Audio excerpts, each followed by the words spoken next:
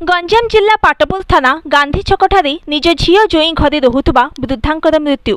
वृद्धा जनक हेले आसिका थाना कमागढ़ गाँवर 71 वर्षीय सुंदरी नाहक। वृद्धांक मृत्यु पर जन्मित पुओ मानक अभियोग जोई उठाई नेले शाशुंकर सबु टंका पैसा। मृत्यु पर न जणाई पोड़ी देबाकू उद्यम करुथिले जोई। अभियोग पर पाटपुर पुलिस दिगपहंडी मेडिकल शव जबत करी शव व्यवच्छेद पई पठाइछि ब्रह्मपुर। शव व्यवच्छेद पर शव किए नेब ताहा स्पष्ट हेब। तेबे वृद्धांकर मृत्यु पर शेषकृत्य संपन्न को नहीं दुई परिवार मध्य विवाद नजर को आसी। सूचना प्रकार असुस्थ थिबा वृद्धांकु 4 वर्ष हेला झील जोई निज घर रखी सेवा शुश्रूषा करने सहित समस्त दायित्व नहीं। एने पाटपुर थाना मध्य सेही समय मामला रुजु होई घटनार समाधान होई आपस बुझामणा होइथिला। वृद्धा जनक झील जोई घर रही आसुथिले। टंका पैसा पई हजि जाइछि कि मानविकता।